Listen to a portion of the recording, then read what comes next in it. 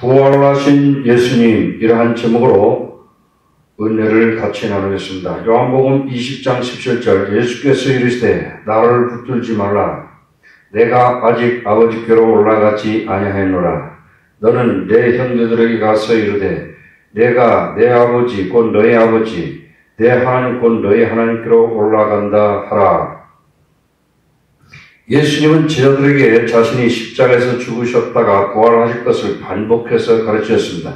마가복음 8장 31절에 인자가 많은 고난을 받고 장로들과 대제사장들과 서기관들에게 버림받아 죽임을 당하고 사흘 만에 살아나야 할 것을 비로소 저희에게 가르치시되 드러내고 이 말씀을 하시니, 그러나 제자들은 예수님의 부활을 이해할 수가 없었습니다.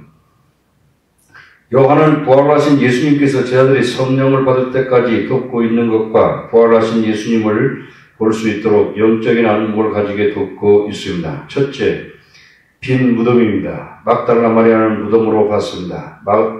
마태복음 28장 1절에 안식일이 다해가고 안식 후 첫날이 되는 미명에 막달라 마리아와 다른 마리아가 무덤을 보려고 모아왔더니, 마가복음 16장 1절에 안식일이 지남에 막달라 마리아와 야고보의 어머니 마리아와 또 살로메가 가서 예수께 바르기 위하여 향품을 사다 두었다가, 누가복음 24장 10절에 이 여자들은 막달라 마리아와 요한나와 야고보의 모친 마리아라. 또 저희와 함께한 다른 여자들도 왜 이것을 사도들에게 고하니라. 막달라 마리아는 빈 무덤을 보았습니다. 막달라 마리아는 한때 다루기 힘든 여인이었습니다.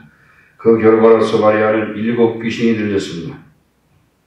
그러나 이제 막달라 마리아는 십자가 밑에서 한없이 십자가를 바라보고 있었습니다. 요한복음 19장 25절에 예수의 십자가 곁에는 그 모친과 이모와 글로바의 아내 마리아와 막달라 마리아가 섰는지라. 막달라 마리아는 예수님이 장례하는 모습도 보았습니다. 누가복음 23장 55절에 갈릴리에서 예수와 함께 온 여자들이 뒤를 쫓아 그 무덤과 그의 시체를 어떻게 둔 것을 보고 안식 후 첫날 일요일 아침에 아직도 사방이 어둠에 가시지 않는 때에 무덤에 예수님의 시체에 향유를 바르려고 왔습니다. 그것은 막달라 마리아의 인생에 다가온 예수님의 은혜에 대한 감사하는 마음이었습니다. 무덤 입구를 막고 있는 거대한 돌을 어떻게 옮겨야 할 줄을 몰랐습니다. 무덤을 지키는 로마 군인들을 어떻게 피해서 돌을 옮기고 향유를 부을지 몰랐습니다. 이러한 장애물에도 불구하고 막달라 마리아는 예수님의 시체에 향유를 바르려고 하였습니다. 막달라 마리아가 무덤으로 향하여 갔을 무덤 입구에 돌이 옮겨진 것을 발견했습니다. 막달라 마리아는 예수님의 시체가 적들에 의해서 도둑맞은 것으로 가정하였습니다. 요한복음 20장 2절에 시몬 베드로와 예수의 사랑하시던 그 다른 제자에게 달려가서 말하되 사람이 주를 무덤에서 가져다가 어디 두었는지 우리가 알지 못하겠다 하니, 둘째, 베드로와 요한이 무덤으로 달려갔습니다. 요한이 먼저 무덤에 도착하였습니다. 요한복음 20장 5절에 구부려 세마포 놓인 것을 보았으나 들어가지 아니하였더니, 요한은 세마포가 무덤 안에 놓인 것을 강조하고 있습니다. 베드로와 요한이 무덤으로 달려가서 무덤 안을 살펴보았습니다. 그러므로 무덤이 비어 있음에 대한 목격자들이 되었습니다. 후에 이 두 제자는 예수님이 십자가와 부활을 증거하면서 많은 고난을 받았습니다. 예수님께서 죽으셨다가 부활하겠다고 하신 예수님의 말씀을 기억하지 않았습니다. 요한복음 20장 9절에 저희는 성경에 그가 죽은 자 가운데서 다시 살아나야 하리라 하신 말씀을 아직 알지 못하더라. 셋째, 흰옷 입은 두 천사입니다. 제자들은 집으로 돌아왔습니다. 그러나 막달라 마리아는 밖에서 울고 있었습니다. 마리아가 예수님 무덤 속을 살피고 있는데 하얀 두 천사가 예수님의 시체에 있던 곳에 있었습니다. 한 천사는 머리 쪽에, 한 천사는 발이 있던 곳에 있었습니다. 요한복음 20장 10절에 흰옷 입은 두 천사가 예수의 시체에 누웠던 곳에 하나는 머리편에 하나는 발편에 앉았더라. 그들은 영광스러운 부활하신 예수님이 계시던 곳에 있던 천사들이었습니다. 예수님께서는 자주 고난받고 죽으셨다가 부활하겠다고 저들에게 말씀하셨습니다. 그러나 막달라 마리아는 예수님께서 부활하신 것을 알지 못하고 계속하고 계속해서 울고 있었습니다. 실상 예수님의 부활을 알지 못하고는 인간의 지위가 무엇이든지 얼마나 부자이든지 상관없이 죄와 죽음의 능력이 그를 지배하게 되는 것입니다. 예수님의 부활을 알지 못하고 인생은 항상 슬픔과 고통이 그를 지배할 수밖에 없습니다. 죽음의 능력 때문에 모든 사람들은 운명론자가 되는 것입니다. 그리고 사람들은 내일 죽을 터이니 오늘 우리가 먹고 즐기자. 고린도전서 15장 30절에 내가 범인처럼 에베소에서 맹수로 더불어 싸웠으면 내게 무슨 유익이 있으요? 죽은 자가 다 살지 못할 것이면 내일 죽을 터이니 먹고 마시자 하리라. 막달라 마리아는 예수님께 많은 사랑을 받았습니다. 막달라 마리아는 예수님의 부활을 믿지 못하였기 때문에 아직도 울고 있었습니다. 두 천사는 막달라 마리아에게 질문했습니다. 요한복음 20장 13절에 천사들이 가로되 여자여 어찌하여 우느냐? 가로되 사람이 내 주를 가져다가 어디 두었는지 내가 알지 못함이니이다. 이 말을 하고 뒤로 돌이켜 예수의 서신 것을 보니 예수신 줄 알지 못하더라. 뒤에 예수님께서 계셨지만 막달라 마리아는 알지 못했습니다. 부활하신 예수님은 막달라 마리아가 아직도 죄와 사망의 법발에 있는 것을 아셨습니다. 막달라 마리아의 문제는 무엇입니까? 예수님께서 부활하시기 전에 고난당하시고 죽으시고 살아나리라 하신 예수님의 말씀을 기억하지 못하는 것이 문제였습니다. 부활하신 예수님이 그녀에게 질문했습니다. 여자여 어찌하여 우느냐고 하셨습니다. 부활하신 예수님께서 다시 물으셨습니다. 누구를 찾고 있느냐고 물으셨습니다. 막달라 마리아는 예수님의 부활을 목격한 첫 번째 인물이었습니다. 그러나 마리아는 부활하신 예수님을 믿지 못하고 있었습니다. 그러므로 막달라 마리아는 슬퍼할 수밖에 없습니다. 요한복음 20장 15절에 예수께서 가라사대 여자여 어찌하여 울며 누구를 찾느냐? 지금 부활하신 예수님은 왕이십니다.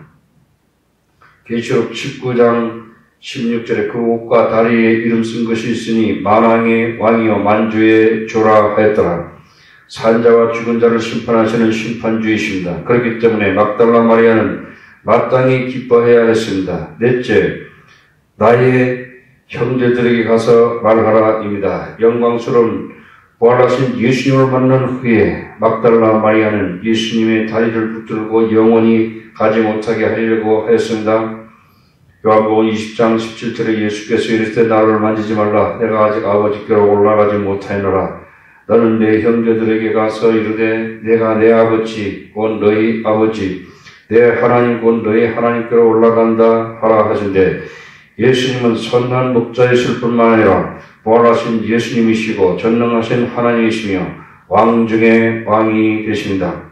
그래서 막달라 마리아에게 말했습니다. 부활하신 예수님은 막달라 마리아에게 내 형제들이 가서 예수님이 죽은 자 가운데서 부활하셨다고 전하라고 거룩한 사명을 주셨습니다. 또한 부활하신 예수님께서는 막달라 마리아에게 하나님 나라에서 소망을 주었습니다. 막달라 마리아는 부활하신 예수님에게서 부활하신 예수님을 목격했다는 사명을 받았고 제자들에게 전했습니다.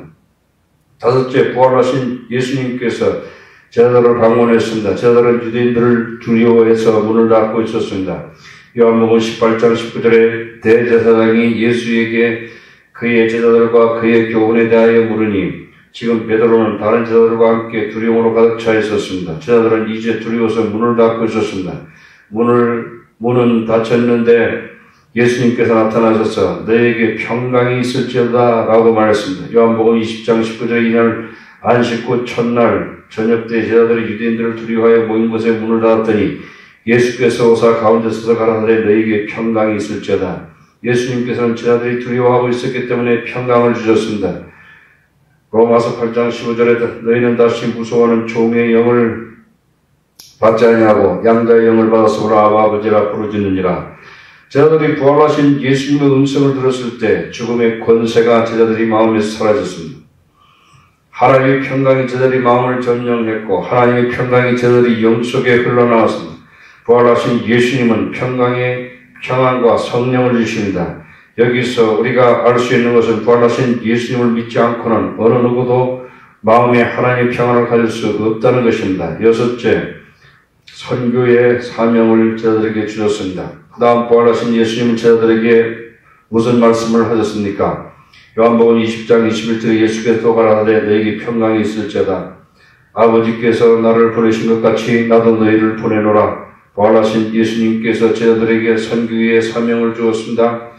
하나님은 예수님을 이 땅의 세상 죄에서 죽음에서 마귀에서 건지시기 위해서 왔습니다. 예수님은 이 땅에서 하나님께 주신 사명을 완성하셨습니다. 하나님께서 예수님을 보내신 것처럼 부활하신 예수님은 제자들에게 세상에 보내서 사람들이 죄와 죽음과 마귀에게 눌린 자들에게 복음의 기쁜 소식을 전하는 사명을 주셨습니다. 요한복음 20장 22절에 이 말씀을 하시고 죄를 향하여 숨을 내쉬며 가라사대 성령을 받으라. 비록 제자들이 예수님은 3년 반 동안 같이 있었지만 그들은 성령을 받지 못했습니다. 예수님께서 제자들에게 성령을 주신 데에는 이유가 있습니다. 제자들이 저는 유대인이 아니라 마음에 두려움이 계속해서 부정적으로 역사하고 있었다는 것입니다. 부활하신 예수님께서는 숨을 내쉬며 성령을 제자들에게 주셨습니다. 그때 예수님이 여기신 성령께서 제자들에게 임하였습니다. 성령께서 제자들에게 임하자 제자들은 부활하신 예수님이 전능하신 하나님이신 것을 보게 되었습니다. 제자들은 말할 수 없는 기쁨이 충만하게 되었습니다.